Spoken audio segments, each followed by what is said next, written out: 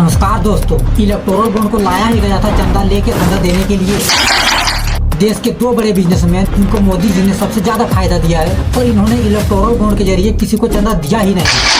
लोगों ने 763 पेज का पूरा पीडीएफ पढ़ लिया सिर्फ ये जानने के लिए कि मोदी जी के मित्रों ने डोनेशन के नाम पे कितना चंदा दिया है, लेकिन इनके मित्रों का, इनके मित्र के किसी कंपनी का कोई नाम तक नहीं है। बीजेपी जो एक समय करप्शन खत्म करने की बात करता था, आज खुद ही करप्ट तरीके से इलेक्टोरल बॉन्ड के जरिए 6000 करोड़ रुपए डोनेशन के नाम पे निकल चुका है। अरुण जेटली के बजट भाषण से 2 दिन पहले ही आरबीआई ने इलेक्टोरल बॉन्ड का विरोध किया, फिर भी अरुण जेटली ने आरबीआई के सुझाव को इग्नोर किया और इलेक्टोरल बॉन्ड को लाया। राज्यसभा के सांसद कपिल सिब्बल ने कहा कि ये पूरी प्लानिंग अरुण जेटली के दिमाग का उपज था और इलेक्टोरल बॉन्ड को भाजपा को लाभ पहुंचाने के लिए लाया गया था।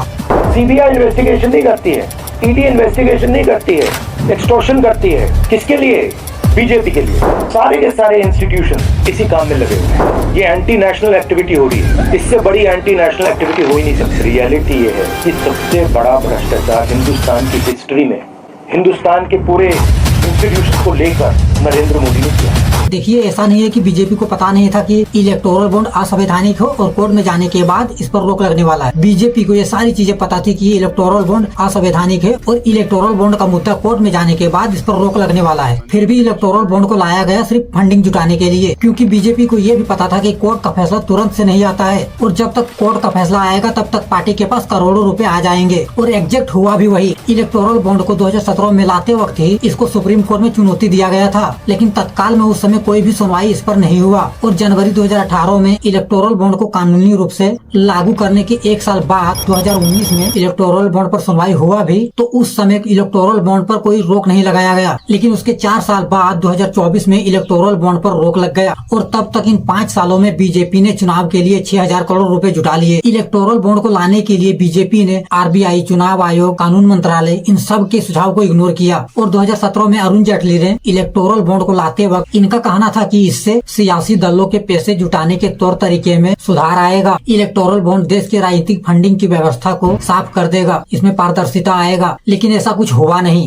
Meanwhile, the Finance Minister Arun Jaitley today announced the contours of electoral bonds for funding of political parties. Electoral bonds की योजना थी जिसकी बजट में मैंने घोषणा की थी, उसको संसद के सामने रख दिया है। इसके पीछे उद्देश्य ये है कि जो चुनाव की और राजनीतिक दलों की फंडिंग मैकेनिज्म है, जो उनको पैसे के साधन मिलते हैं, उनको ट्रांसपेरेंट और साफ किया जाए। इलेक्टोरल बॉन्ड को लाने के लिए बीजेपी ने आरबीआई के एक्ट में संशोधन कर दिया, कंपनी अधिनियम 2013 के अनुच्छेद 182 में संशोधन कर दिया। इस एक्ट में बदलाव करने से पहले कंपनियों के लिए ये रूल था कि पिछले 3 साल के नेट प्रॉफिट का मैक्सिमम 7.5% ही किसी पार्टी को चंदा दे सकता था। लेकिन इस एक्ट में बदलाव के बाद अब कोई भी कंपनी किसी भी पार्टी को जितना मर्जी उतना चंदा दे सकता है। सेकेंड में पहले ये रूल था कि फंड किए गए राजनीतिक पार्टी का पहले नाम भी उजागर करना पड़ता था, लेकिन इसको भी बीजेपी ने बदल के अब कोई भी कंपनी गुप्त तरीके से किसी भी पार्टी को चंदा दे सकता है। थर्ड में पहले ये रूल था कि विदेशी कंपनी भारत के किसी भी राजनीतिक पार्टी को चंदा नहीं दे सकता था, लेकिन बीजेपी ने इसको भी बदल के विदेशी कंपनियों से चंदा लेने का जुगाड़ लगा लिया और भ्रष्टाचार करने के नए तरीके को बीजेपी ने नाम दिया इलेक्टोरल बॉन्ड। आरबीआई का चुनावी बॉन्ड और आरबीआई अधिनियम में संशोधन पर साफ साफ कहना था कि इससे ब्लैक मनी को बढ़ावा मिलेगा, इससे मनी लॉन्ड्रिंग की घटना बढ़ेगी,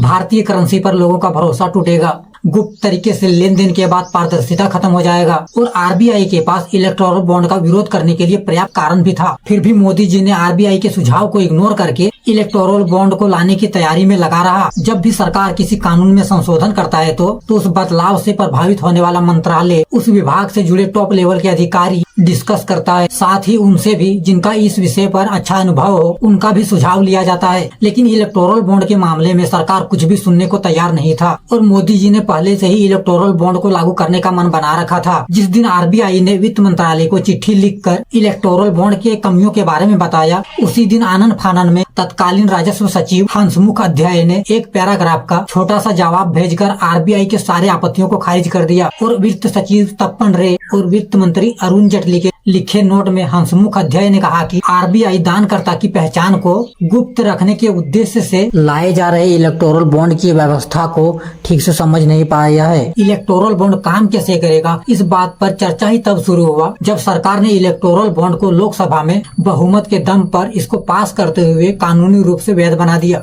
जब आरबीआई ने इलेक्टोरल बॉन्ड के जरिए राजनीतिक पार्टियों को मिलने वाले फंडिंग के पारदर्शिता पर सवाल उठाया तो वित्त मंत्रालय की तरफ से कहा गया कि संसद सर्वोच्च है और आरबीआई अधिनियम सहित शासन के सभी विषय पर कानून बनाने का अधिकार रखती है। और अरुण जेटली ने सिर्फ पार्टी के फायदे के लिए इलेक्टोरल बॉन्ड को लाया। इससे ब्लैक मनी की घटना बढ़े, मनी लॉन्ड्रिंग के चांसेस बढ़े। इन चीजों से अरुण जेटली को कोई मतलब नहीं था। और जब वित्त मंत्रालय ने पूरी तरह से तय कर लिया कि इलेक्टोरल बॉन्ड काम कैसे करेगा तो 19 जुलाई 2017 को अरुण जेटली के कहने पर वित्त मंत्रालय के अधिकारियों की इलेक्शन कमीशन और भारतीय रिजर्व बैंक का एक बैठक बुलाया गया जिसमें इलेक्टोरल बॉन्ड की संरचना को अंतिम रूप देना था। और इस बैठक में चुनाव आयोग ने तो हिस्सा लिया लेकिन आरबीआई ने इस बैठक में हिस्सा नहीं लिया। उसके बाद 28 जुलाई 2017 को आरबीआई के डेप्यूटी गवर्नर, उस समय के वित्त सचिव एसी गर्ग के, जिन्होंने तपन रे की भूमिका संभाली थी, उससे अलग से मुलाकात किया। उस दिन आरबीआई के गवर्नर उर्जित पटेल और वित्त मंत्री अरुण जेटली के बीच फिर से इलेक्टोरल बॉन्ड के मुद्दे को लेकर डिस्कस हुआ। लेकिन उस डिस्कशन में भी अरुण जेटली ये मानने को तैयार नहीं थे कि इससे मनी लॉन्ड्रिंग की घटना बढ़ेगी, ब्लैक मनी को बढ़ावा मिलेगा। उसके बाद अगस्त में फिर से अरुण जेटली और आरबीआई के गवर्नर उर्जित पटेल के बीच फिर से एक बैठक हुआ जिसमें आरबीआई ने वित्त मंत्रालय को फिर से इस योजना के कमियों के बारे में बताया। लेकिन इस बार वित्त मंत्रालय की तरफ से ये कहा गया कि इलेक्टोरल बॉन्ड का पूरा ड्राफ्ट तैयार हो चुका है और अब हम इसमें बदलाव करने के मूड में नहीं है। जब सरकार किसी कानून में संशोधन करती है तो उस संशोधन बिल का ड्राफ्ट तैयार करना होता है जिसमें प्रस्तावित बदलावों पर विस्तृत चर्चा होती है, उस मंत्रालय से चर्चा होती है, संसद में चर्चा होता है। उसके बाद वोटिंग के लिए लोकसभा और राज्यसभा में पेश किया जाता है। लेकिन राज्यसभा में अल्पमत में होने के कारण बीजेपी को इस बात का डर था कि ऊपरी सदन में इस योजना पर समर्थन मिलना मुश्किल हो सकता है। इसलिए अरुण जेटली ने संवैधानिक प्रावधानों का धज्जिया उड़ाते हुए योजना के विवादित पहलुओं को धन विधेयक की श्रेणी में डाल दिया और संविधान के आर्टिकल 101 के अनुसार धन विधेयक को राज्यसभा में पारित करने की कोई मजबूरी नहीं है। और वित्त विधेयक बनने के बाद इस पर राज्यसभा में कोई चर्चा ही नहीं हुआ। और कंपनी अधिनियम 2013 के अनुच्छेद 182 में राज्यसभा की सहमति के बगैर ही इस पर संशोधन कर दिया। मोदी सरकार ने इलेक्टोरल बॉन्ड को लाने के लिए आरबीआई के अधिकारों का हनन किया, चुनाव आयोग को गुमराह किया और इलेक्टोरल बॉन्ड को ट्रांसपेरेंट बता के ब्लैक मनी को बढ़ावा दिया। सुप्रीम कोर्ट में दायर याचिकाओं में दी गई दलील में कहा गया था कि इस योजना से भारतीय और विदेशी कंपनियों द्वारा राजनीतिक पार्टियों को गुमनाम तरीके से दान देना सिर्फ सिस्टम में भ्रष्टाचारी बढ़ाने जैसा होगा। कंपनियां इतनी बड़ी मात्रा में पैसे दे के सिर्फ अपनी गलतियों को छिपाएंगे। बड़ी बड़ी कंपनियां अपने फायदे के लिए पैसे दे के अपने हिसाब से नियम बनवाएंगे। और फिर 2024 में इस पर सुप्रीम कोर्ट ने सूचना का अधिकार और आर्टिकल 19 सब क्लॉज 1A का उल्लंघन बता के इस पर रोक लगा दिया। और सुप्रीम कोर्ट ने इलेक्टोरल बॉन्ड के थ्रू जिन लोगों ने राजनीतिक पार्टियों को चंदा दिया है उसके डेटा को पब्लिक करने के लिए कहा। और जब इलेक्टोरल बॉन्ड के थ्रू डोनेट करने वाले लोगों का डेटा सामने आया तो पता चला कि जिस कंपनी पर ईडी, सीबीआई, इनकम टैक्स का रेड पड़ा है उस कंपनी ने अपनी गलती छिपाने के लिए इलेक्टोरल बॉन्ड खरीदा है। हल्दिया एनर्जी, इस पर सीबीआई ने 2020 में भ्रष्टाचार का मुकदमा दर्ज किया था और इस कंपनी ने इलेक्टोरल बॉन्ड के थ्रू 377 करोड़ रुपए चंदा दिया है। मार्च 2020 में सीबीआई ने Haldia energy, Adani, Vedanta, Jindal steel, BILT समेत 24 कंपनियों के खिलाफ मुकदमा दर्ज किया था। इन कंपनियों पर महानदी कोलफील्ड लिमिटेड को 100 करोड़ रुपए तक नुकसान पहुंचाने का आरोप है।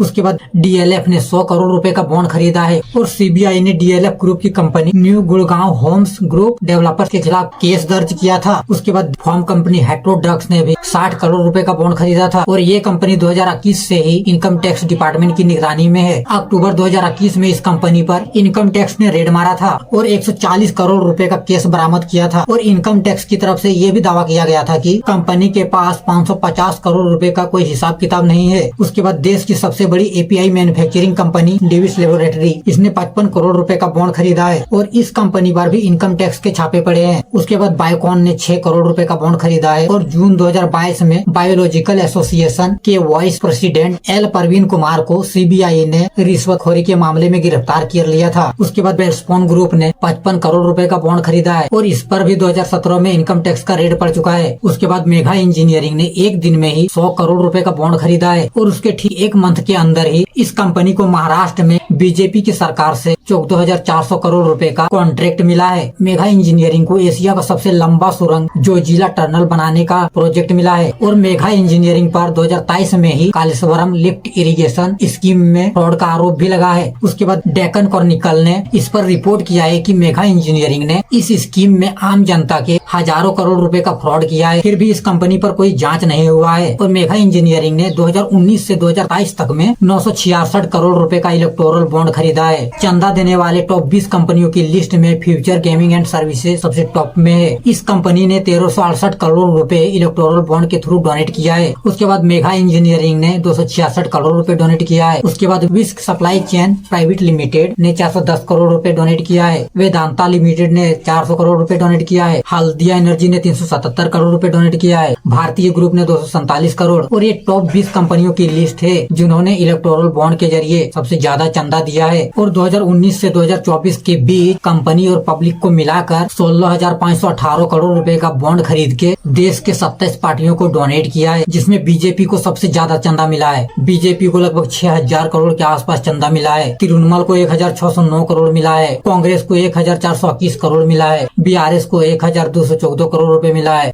और ये पूरा डिटेल है, अब वीडियो को पॉज करके देख लेना। देखिए, बीजेपी को चुनाव के लिए पैसे जुटाना था जो कि इन्होंने जुटा लिया। और देश में जितनी भी राजनीतिक पार्टियां हैं, इनका कोई खुद का बहुत बड़ा बिजनेस नहीं है और न ही ये खुद कुछ बना के बेचते हैं। और चुनाव में अनलिमिटेड पैसा खर्च होता है। सभी पार्टियों को पूरे देश में कार्यालय चलाना होता है। पार्टी से जुड़े कर्मचारियों को पैसे पे करना होता है। चुनाव के समय प्रचार के लिए पैसे खर्च करना होता है। किसी को पार्टी के काम में कहीं जाना हो तो उसमें पैसा खर्च होता है। और लोकसभा चुनाव में तो पूरे देश में 500 से 600 करोड़ रुपए का पेट्रोल और डीजल ही जल जाता है। और बहुत जगह तो चुनाव जीतने के लिए पार्टियों को, पब्लिक को पैसे तक देना पड़ता है। CMS के 2014 की रिपोर्ट के अकॉर्डिंग 2014 में लोकसभा चुनाव में 30,000 करोड़ रुपए खर्च हुआ था। और 2019 के लोकसभा चुनाव में 60,000 करोड़ रुपए खर्च हुआ था, जिसमें बीजेपी ने 60,000 करोड़ रुपए का 47% अकेले खर्च किया था। और इस बार 2024 के लोकसभा चुनाव में 80,000 करोड़ रुपए से ज्यादा का खर्च होने वाला है। और ये सारा पैसा सभी पार्टियां चंदा लेके धंधा देने के माध्यम से ही जुटाती है। और यही है देश की सच्चाई। तो भैया, जय हिंद, जय भारत।